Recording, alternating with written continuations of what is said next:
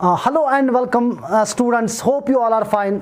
तो हम जो डिस्कस कर रहे थे that was developments in accounting. चूँकि I have discussed early age accounting development, I have discussed modern age accounting development जो इंपॉर्टेंट था आपके लिए। मैंने डिस्कस किए थे आपके साथ इंस्टीट्यूशनल डेवलपमेंट्स, इवन कि मैंने ब्रांच अकाउंटिंग डेवलपमेंट्स यानी कि ब्रांच डेवलपमेंट्स जो था वो भी मैंने आपके साथ डिस्कस किया था लास्ट लेक्चर में। अब रहा क्या, then last one that is your standard developments. अब इंपॉर्टेंट है बेटा, तो यहाँ से यू हैव टू एक्सपेक्ट, यहाँ किसी से भी क्वेश्चन, ये हर एक चीज़ इंपॉर्टेंट है आपके लिए, क्योंकि स्पेशली फ्रॉम दिस पोर्शन यहाँ से आपको क्वेश्चन पूछे जा सकते हैं। चलिए आज जो हम पढ़ेंगे that is your standard development. ठीक है बेटा, अब हम स्टैंडर्ड डेवलपमेंट की बात करेंगे।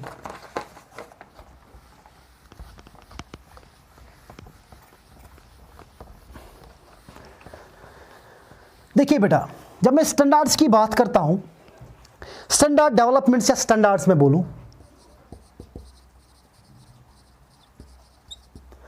अगर मैं स्टैंडर्ड्स की बात करूं, हर एक कंट्री में बिजनेसेस रन होते हैं, तो हर एक कंट्री को अपने बुक्स ऑफ अकाउंट्स मेंटेन करने होते हैं। तो बुक्स ऑफ मेंटेन करने के लिए हमारे पास कुछ सर्टेन गाइडलाइंस होनी चाहिए, डिफाइंड गाइडलाइंस होनी चाहिए, ताकि हम अपने बुक्स को प्रॉपरली मेंटेन करें एज पर दो स्टैंडर्ड्स। ठीक है बेटा, अब हम देखेंगे स्टैंडर्ड डेवलपमेंट कैसे होता है, यानी किस किस तरह स्टैंडर्ड डेवलपमेंट हुआ। अगर मैं स्टैंडर्ड्स की बात करूं, नॉर्मली जो हमारे स्टैंडर्ड्स है ना बेटा, two types of standards would you have. हमारे पास दो किस्म के स्टैंडर्ड्स हैं, आराम से आप समझ लेना। मैं हर एक चीज़ को डीपली और ईजीली आपको डिफाइन करके दूंगा, बहुत ही ईजी है ये। ठीक है बेटा, अगर मैं स्टैंडर्ड्स की बात करूं तो हमारे दो किस्म के स्टैंडर्ड्स हैं। एक तो हमारा इंटरनेशनल स्टैंडर्ड,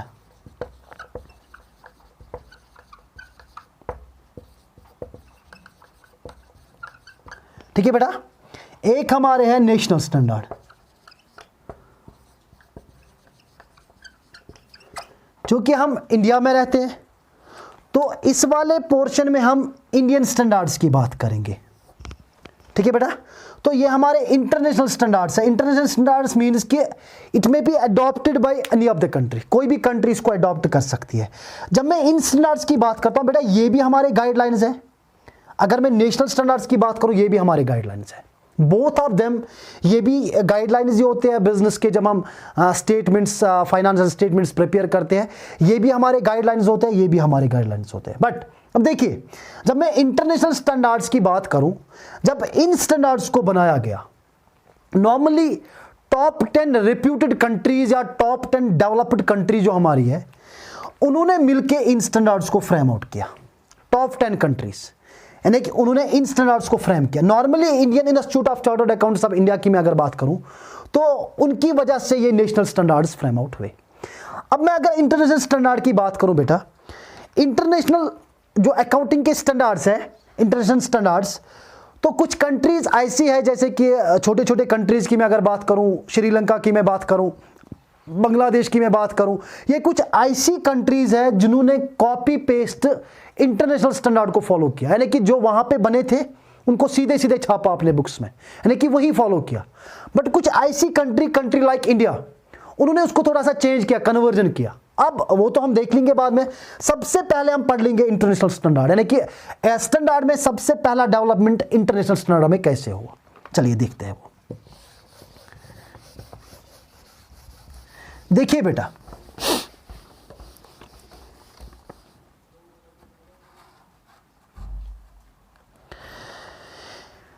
इंटरनेशनली अगर मैं इंटरनेशनल अकाउंटिंग स्टैंडर्ड की बात करूं, international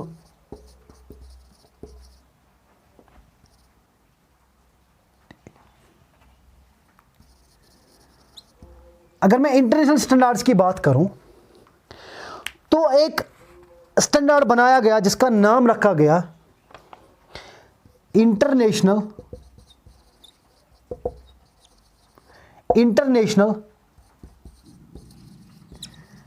accounting standard.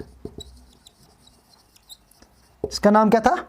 International accounting standard, यानी कि जिसको हम IAS के नाम से जानते हैं, इंटरनेशनल अकाउंटिंग स्टैंडर्ड। यानी कि इंटरनेशनल स्टैंडर्ड्स में क्या था, एक स्टैंडर्ड बनाया गया जिसका नाम रखा क्या गया था, इंटरनेशनल अकाउंटिंग स्टैंडर्ड बोर्ड। अब ये जो इंटरनेशनल अकाउंटिंग स्टैंडर्ड बोर्ड है, इसको किसने बनाया? एक कमेटी बनाई गई थी जिसका नाम रखा गया था इंटरनेशनल अकाउंटिंग स्टैंडर्ड कमेटी।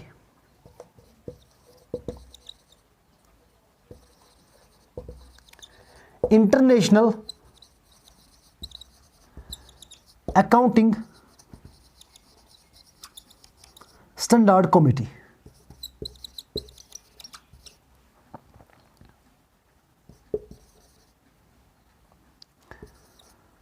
ठीक है बेटा, यानी कि जिसको हम IASC के नाम से जानते हैं। अब देखिए, मैंने पहले बात की कि इंटरनेशनल अकाउंटिंग स्टैंडर्ड्स बनाए गए। अब ये जो इंटरनेशनल अकाउंटिंग स्टैंडर्ड्स बनाए, ये किसने बनाए? एक कमेटी थी। ठीक है बेटा, क्योंकि मैंने पहले ही बोला इंटरनेशनल स्टैंडर्ड्स में 10 टॉप कंट्रीज थी, डेवलप्ड कंट्रीज थी जिन्होंने इंटरनेशनल अकाउंटिंग स्टैंडर्ड्स बनाई, ये इंटरनेशल अकाउंटिंग स्टैंडर्ड्स। अब ये इंटरनेशनल अकाउंटिंग स्टैंडर्ड्स किसने बनाई? फॉर एग्जांपल द क्वेश्चन में अराइज इन एग्जामिनेशन, अगर एग्जाम में ये क्वेश्चन पूछा गया, who has framed international accounting standards? The international accounting standards has been made by international accounting standard committee. एक कमेटी बनाई गई जिन्होंने क्या बनाया? International accounting standards. ठीक है बेटा, किस साल में इसको बनाया गया? In the year 1973। 1973 में क्या था, यानी कि एक कमेटी बनाई गई, सॉरी 1973 में इंटरनेशनल अकाउंटिंग स्टैंडर्ड्स बोर्ड्स बनाए, इंटरनेशनल अकाउंटिंग स्टैंडर्ड्स बनाए। किसने बनाए international accounting standards? Bye international accounting standard committee. यानी कि इन द ईयर 1973 में इंटरनेशनल अकाउंटिंग स्टैंडर्ड्स बनाए गए। किसने बनाए? International accounting standard committee. ठीक है बेटा, बट उसके बाद इन 2001 जो इंपॉर्टेंट चीज है, जो वो मैं आपको बोल रहा हूं, इन 2001 में क्या हुआ, ये जो इंटरनेशनल अकाउंटिंग स्टैंडर्ड कमेटी थी, यानी कि इंटरनेशनल अकाउंटिंग स्टैंडर्ड कमेटी थी, इट was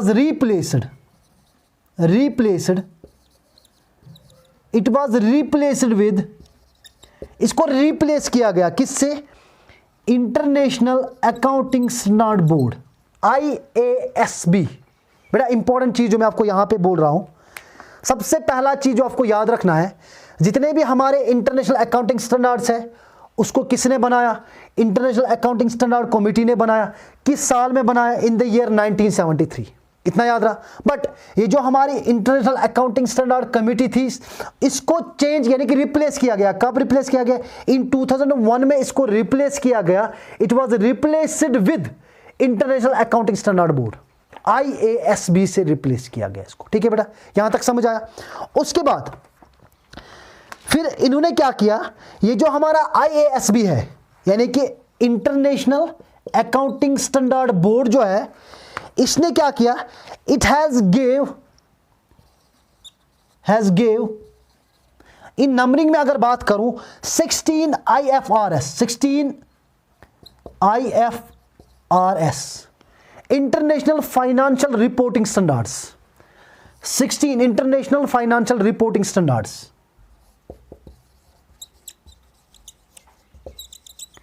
इंटरनेशनल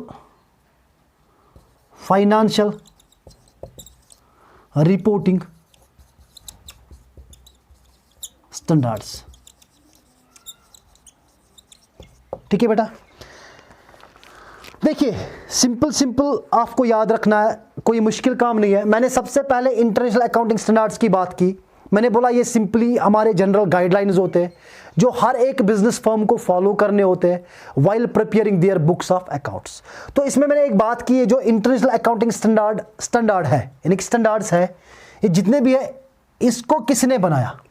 एक कमेटी बनाई गई थी जिसका नाम रखा गया था इंटरनेशनल अकाउंटिंग स्टैंडर्ड कमेटी।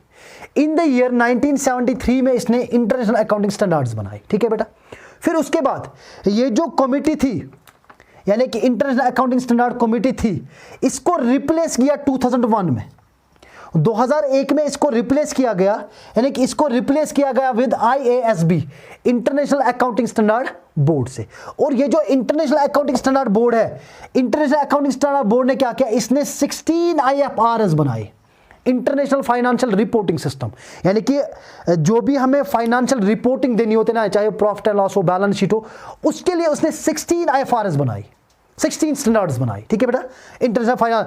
मैंने यही बोला कि कुछ कंट्रीज ऐसे थे जिन्होंने कॉपी पेस्ट इन IFRS को इस्तेमाल किया। ठीक है बेटा, ये हमारे होते हैं, इनको हम कहते हैं एंड स्टैंडर्ड्स। इनको हम क्या कहते हैं, एंड स्टैंडर्ड्स, यानी कि फाइनली जो बनाए गए। यानी कि ये जो IFRS है, कुछ कंट्रीज ऐसे, बांग्लादेश, श्रीलंका, कुछ ऐसी कंट्रीज है, छोटे छोटे कंट्रीज, जिन्होंने कॉपी पेस्टली इसको अडॉप्ट किया, यानी कि जो था वही अडॉप्ट किया, वैसे अपने बुक्स को प्रिपेयर किया। बट अब बात हो रही है, हमारा इंटरनेशनल था, अब हम बात करेंगे इंडिया की। अब देखिए इंडिया ने क्या किया।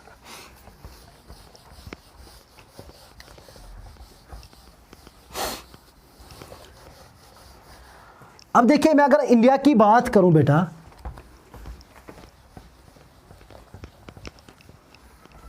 If I will talk about India now, तो इंडिया में मैंने सबसे पहले ने कि अगर मैं बात करूं नेशनल स्टैंडर्ड्स की, अब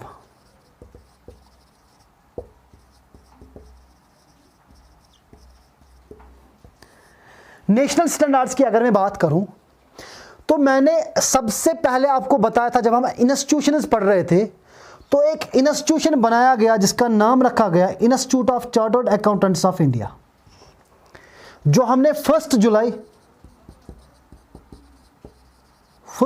1949 में एस्टैब्लिश किया था, which was enacted by the act of parliament.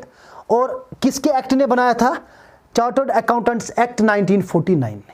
ठीक है बेटा। फिर मैंने काउंसिल की बात की थी, इसमें एक काउंसिल होता है, गवर्निंग काउंसिल होता है, जिसमें मिनिमम 40 मेंबर्स होते हैं, और उन 40 मेंबर्स में 32 काउंसिल के होते हैं, और 8 जो मेंबर्स होते हैं वो हमारे गवर्नमेंट अपॉइंटेड पर्सनल्स होते हैं। ठीक है बेटा, ये तो मैंने इंस्टीट्यूशन की बात की थी।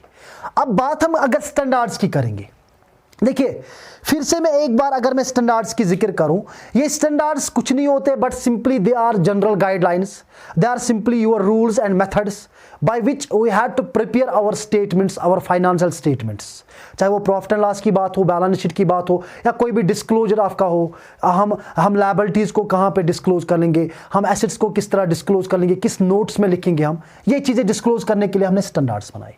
ठीक है बेटा।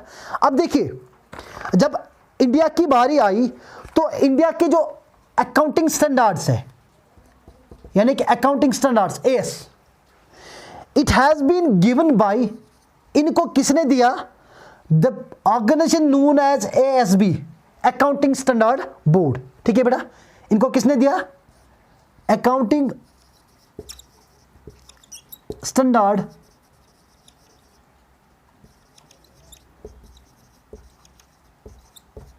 अकाउंटिंग स्टैंडर्ड बोर्ड ने दिया। ठीक है बेटा। देखिए नेशनल स्टैंडर्ड्स की मैं बात करूं, तो हमारा एक इंस्टीट्यूशन है, institute of chartered accountants of India. ये कब फ्रेम हुआ था, 1 जुलाई 1949 में। तो जो इंडिया के स्टैंडर्ड्स है, अकाउंटिंग स्टैंडर्ड जो है, वो किसने दिए, अकाउंटिंग स्टैंडर्ड बोर्ड ने, यानी कि ASB ने। ठीक है बेटा।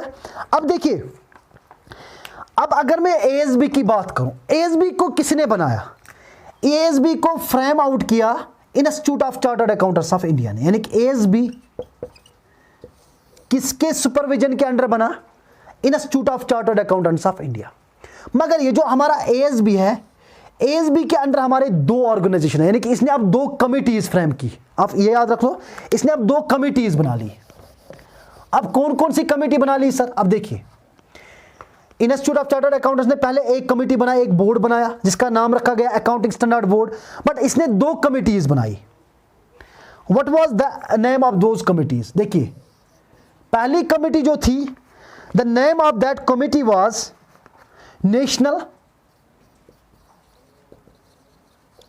National advisory committee.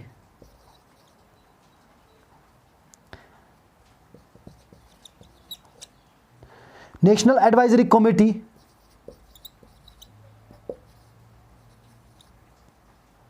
National advisory committee on standards. ठीक है बेटा।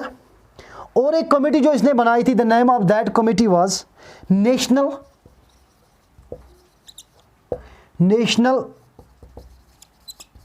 Financial reporting agency. ठीक है बेटा। देखिए आईएसबी जो था, इसको institute of chartered accountants of India ने बनाया था in the year 1977। Maybe they may ask a question, when was ASB established? Accounting Standard Board कब बनाया गया था? It was established in the year 1977. Who is the organization जिसने इसको बनाया था? Institute of Chartered Accountants of India. When was Chartered Accountant of India institution has been established? 1st July 1949. ये MCQs वहां पे पूछ सकते हैं वो। अब ASB जो है, ASB ने खुद 2 कमिटीज फॉर्म की। कौन सी कमेटी थी? एक तो national advisory committee on standards, second thing was national financial reporting agency.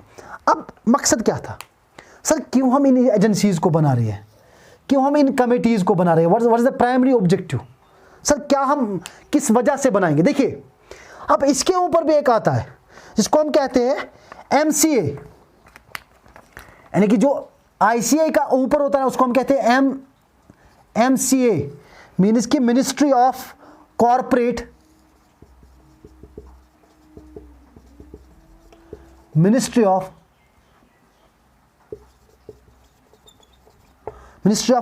Affairs,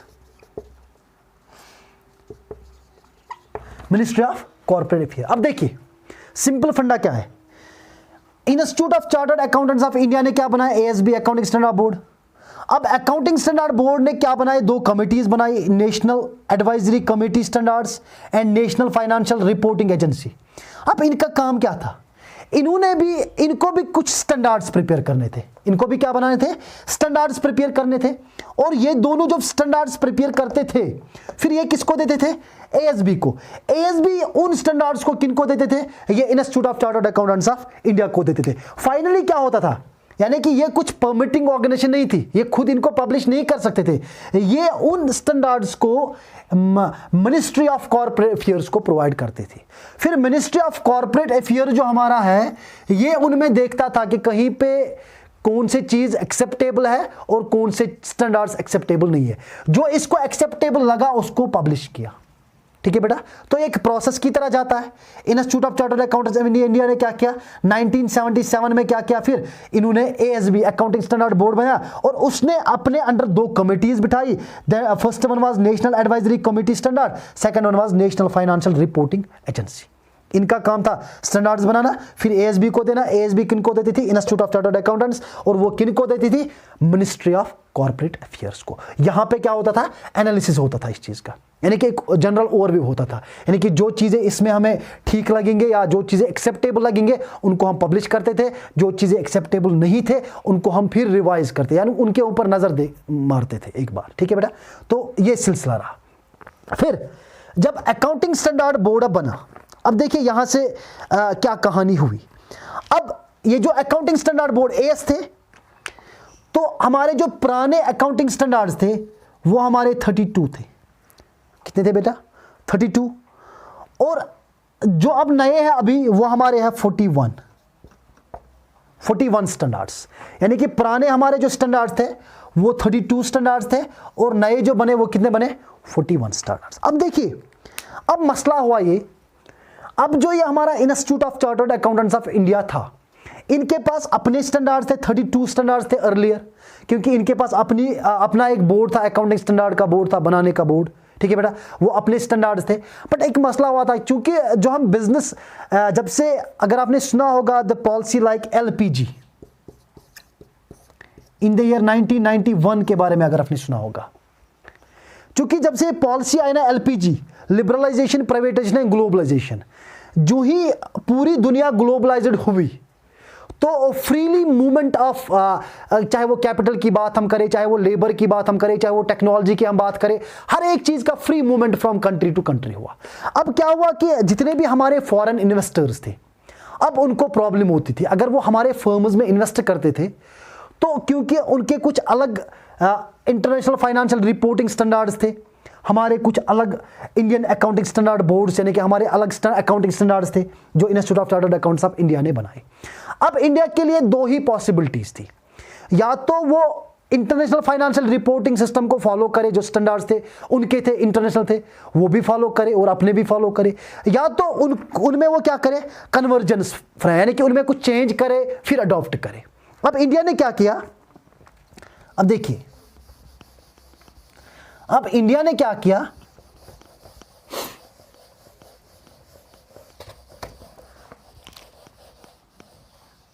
अब इंडिया ने तो सीधे कॉपी पेस्ट नहीं मारी, इंडिया ने सोचा कि हम कन्वर्जन के लिए जाएंगे। ठीक है बेटा, इन्होंने इसको थोड़ा सा कन्वर्जेंस किया।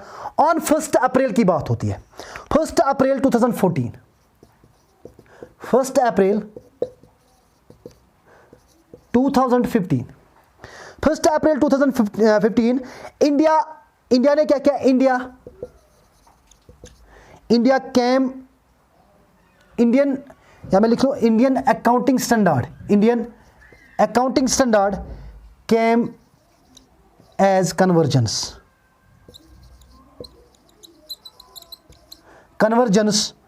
of IFRS।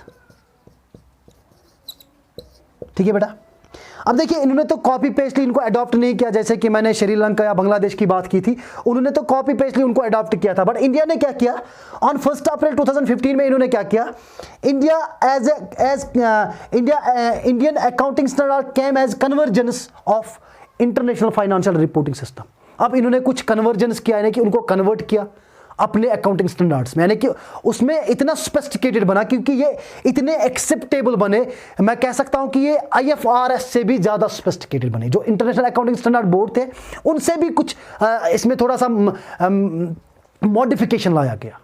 कुछ रिसर्चर्स थे जिन्होंने रिसर्च किया, फिर इनको कन्वर्जेंस में लाया, क्या जितने भी हमारे अकाउंटिंग स्टैंडर्ड्स थे उनको IFRS में कन्वर्ट किया। ठीक है बेटा, तो फिर उसके बाद 2 amendments has been taken place, 2 amendments हमारे इंडियन अकाउंटिंग स्टैंडर्ड में लाई गई। 2 अमेंडमेंट्स, 2 अमेंडमेंट्स आए इन 2016 एंड 2017 में। 2 अमेंडमेंट्स,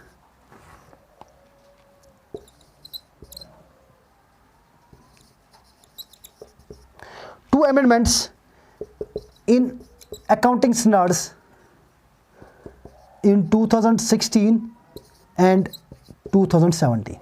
2 अमेंडमेंट्स जो आपको इंपॉर्टेंट अमेंडमेंट्स यहां पे याद रखनी है, जहां से आपको क्वेश्चन पूछा जा सकता है।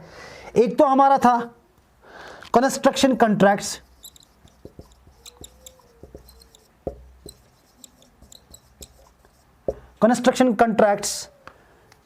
अकाउंटिंग स्टैंडर्ड 11, और हमारा था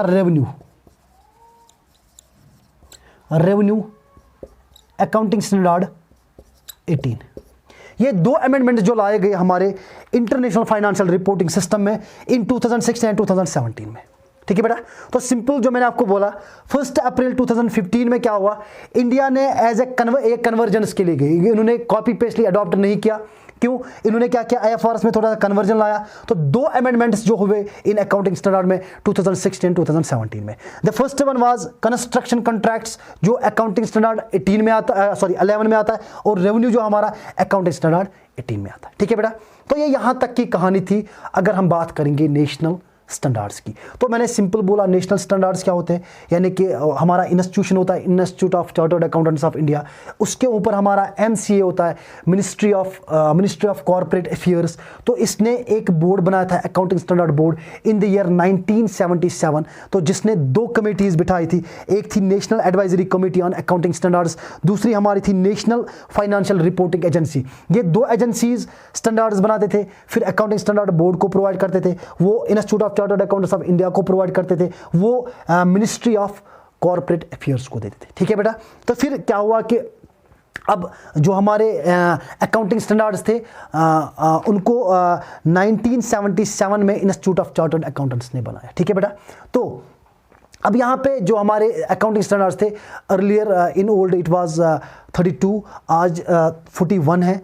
तो अब यहाँ पे बिज़नेस को एक इशू था कि जितने भी हमारे फॉरेन इन्वेस्टर्स हैं वो अगर हमारे बिज़नेस में इन्वेस्ट करना चाहते हैं, क्योंकि वहाँ का अकाउंटिंग IFRS वो फॉलो करते थे, तो हमारे कुछ अपने अकाउंटिंग स्टैंडर्ड्स थे। अब इंडिया के लिए दो ही रास्ते थे, या तो वो उनको कॉपी पेस्टली अडॉप्ट कर ले या उनमें कुछ चेंज। तो इंडिया उसके बाद फिर 1 अप्रैल में क्या इंडिया अकाउंटिंग स्टैंडर्ड कन्वर्जेंस के लिए गया IFRS के लिए। फिर 2 अमेंडमेंट्स जो 2016 एंड 2017 में लाएगी, एक तो कंस्ट्रक्शन कॉन्ट्रैक्ट AS 11 था, एक तो रेवेन्यू था AS 18। ठीक है बेटा, और इसमें इंपॉर्टेंट चीज़ जो आपको अब याद रखनी है, अब देखिए यहाँ जितने भी हमने कन्वर्जेंस किए, यानी कि जितना भी यहाँ पे चेंज हमने अकाउंटिंग स्टैंडर्ड में लाया, अब यहाँ तक ये ऑप्शनल था।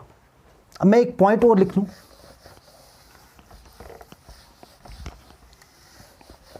अब देखिए क्या हुआ था 1 अप्रैल 2015 तक, यानी कि 1 अप्रैल 2015 में एक अनाउंसमेंट आई। 1 अप्रैल 2015 में एक अनाउंसमेंट आई जिसने क्या बोला, इट हैज़ अनाउंस्ड दैट जितने भी हमारे अकाउंटिंग स्टैंडर्ड्स है या IFRS है, it is optional for the company. ये कंपनीज के क्या रहेगा, it will be optional. But उसके बाद यानी कि 1 अप्रैल 2015 अकाउंटिंग यानी कि IFRS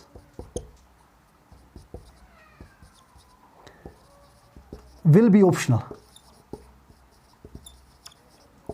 ठीक है बेटा, बट उसके बाद फिर फेज 1 में क्या हुआ, फेज 1 में हुआ यानी कि ऑन 1 अप्रैल 2016 में यहां पे क्या हुआ, यानी कि इट वाज मेड मैंडेटरी। अब ये मैंडेटरी हुआ, it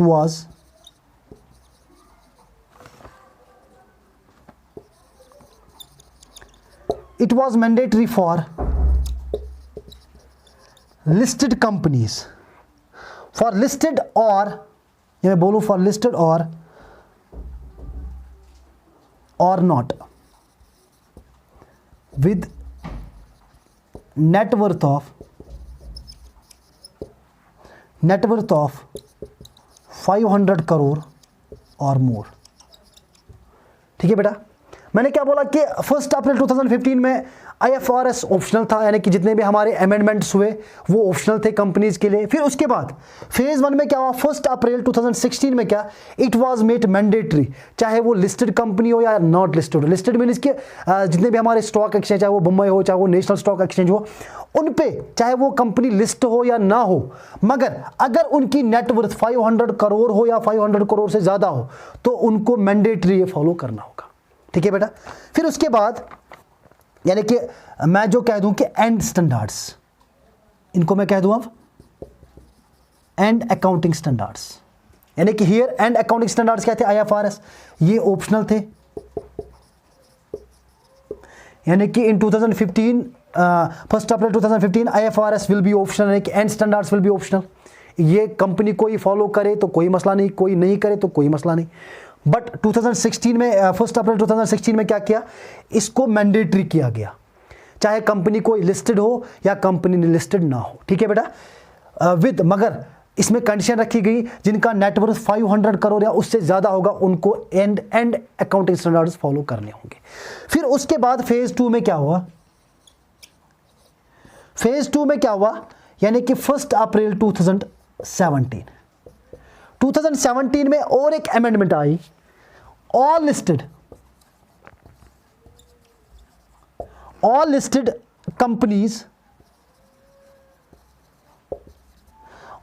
companies with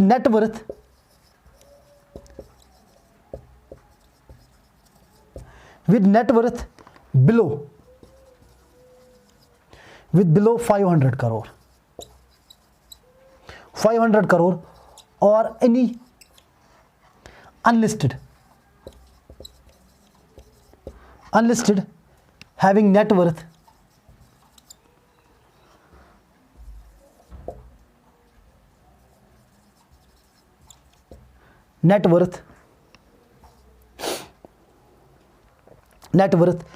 less greater than or equal to 250 crore. ठीक है बेटा, अब देखिए यहां पे